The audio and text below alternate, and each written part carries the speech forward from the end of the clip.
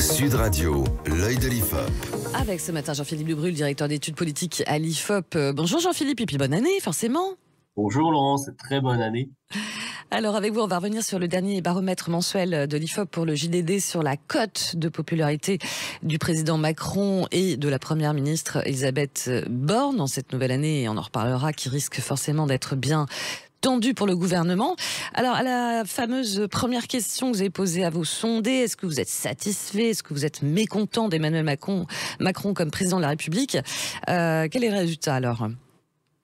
Alors en décembre, puisqu'on fait le bilan finalement de l'année 2022, en décembre, 36% des Français, donc un gros tiers, nous disaient être satisfaits d'Emmanuel Macron comme président de la République. C'est un point de plus que le mois d'avant, donc tendanciellement c'est une hausse, après c'est une petite hausse, il faut aussi nuancer les choses, et c'est notre notre devoir en tant qu'institut de sondage de dire, certes il y a plus un point, mais calmos, entre guillemets, c'est pas non plus les cotillons pour Emmanuel Macron.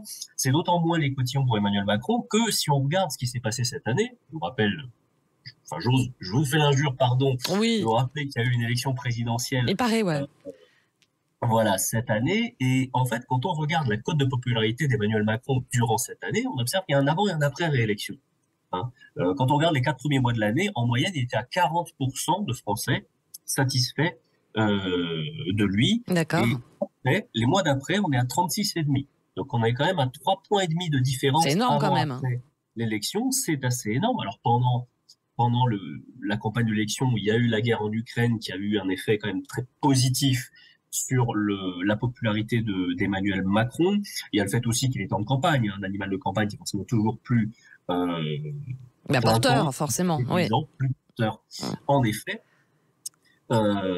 Et puis est arrivée l'élection, une forme de rendez-vous manqué pour beaucoup d'électeurs, et une espèce d'affaissement de sa popularité depuis. C'est aussi le spectre, ça montre aussi cette borne intemporelle, le moment avant et après l'élection, ça montre aussi le risque d'un enlisement du deuxième mandat, parce que dès que Emmanuel Macron a été élu, la question s'est posée de qu'est-ce qu'il allait faire comme grande réforme, comment il allait agir dans un pays assez fracturé, dans un pays avec beaucoup de gens qui ne l'aiment pas, parce que je rappelle que il faut aussi le dire, si à l'IFOP on mesure que 36% des Français sont satisfaits d'Emmanuel Macron, il y a quand même 62%. Voilà, c'est ça. Plus de 60% qui ne sont pas satisfaits. Ouais. C'est quand même ça. Il convient de le soulever. Je rappelle aussi que quand Emmanuel Macron a été élu pour la première fois à l'été, au printemps-été 2017, c'était l'inverse les chiffres. Vous aviez 60 et quelques % qui étaient satisfaits et seulement un tiers de mécontents. Et justement, dans le profil, Jean-Philippe Dubrul, et dans le profil des personnes mécontentes, qui est-ce qu'on retrouve ? Alors, parmi les mécontents, on retrouve principalement les personnes les plus en difficulté économique. Ouais. Pour le coup, voilà, l'expression président des riches qu'Emmanuel Macron a gagné dès le début de son premier quinquennat n'est pas une invention médiatique. Je pense que l'étiquette lui colle toujours, quoi. Et cette étiquette lui colle toujours. Et donc, des personnes comme les plus jeunes, notamment comme les chômeurs, comme les habitants des communes les plus isolées, sont les segments de population les plus en distance, voire les plus mécontentes d'Emmanuel Macron. Et ça, c'est même sans parler de l'obédience politique, puisqu'évidemment, les personnes se rangeant à gauche ou plus à droite que les Républicains, par exemple, sont quand même très, très remontés contre le président de la République. Oui, 81%, c'est ça pour ceux qui ont voté pour Mélenchon, 87% pour Marine Le Pen, 88% pour Éric Zemmour. Il y a quand même 58% aussi des gens qui ont voté pour Valérie Pécresse. C'est pas anodin qui se rangent parmi les mécontents. Tout à fait.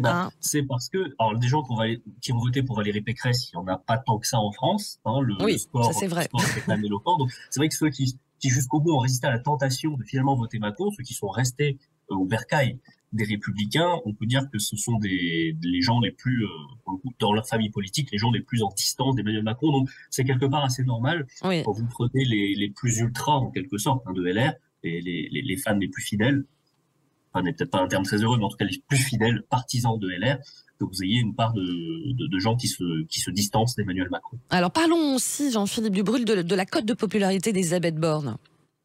Alors, Elisabeth Borne est également à 36% d'opinion positive. Pareil, hein. Ouais. Voilà, pareil. C'est assez stable dans le temps. Mais ce qu'on remarque de manière un peu subtile, c'est que le taux de satisfaits ou de mécontents bouge pas forcément énormément, mais le taux de gens qui n'ont pas d'avis sur Elisabeth Borne est quelque chose qui monte petit à petit, comme si finalement cette personnalité, cette première ministre, il y en a pas eu beaucoup, c'est la deuxième sous la Ve République, cette personnalité de première ministre n'est pas, semble, comment dire, un peu absente. Pas encore incarnée alors, pas encore totalement incarnée.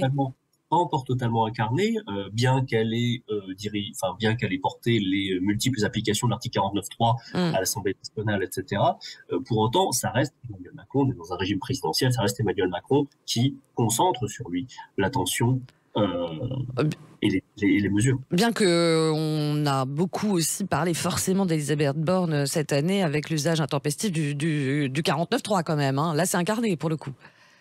Tout à fait. Hein? C'est incarné, mais en quelque sorte, n'est-elle pas j'emploie un terme pas très flatteur, mais n'est-elle pas le commis finalement de la majorité du gouvernement et d'Emmanuel Macron dans cette manœuvre-là, puisque il est de notoriété publique que cette fameuse réforme des retraites qui s'achemine et qui va être portée avec à la hussarde à l'Assemblée nationale, cette réforme des retraites, il y a une notoriété publique, quelle est la volonté d'Emmanuel Macron et de pas grand monde d'autres au sein de la majorité, et peut-être surtout pas d'Elisabeth Borne, dont on sait qu'elle vient quand même plutôt de la gauche et que ce n'est pas forcément son cheval de bataille personnel que cette réforme des retraites. Voilà pour les indices de popularité de l'un et de l'une, sachant que forcément cette année, le président Macron aura forcément besoin de tout son capital politique pour faire passer cette réforme des retraites, hein, et pas du tout populaire pour le coup.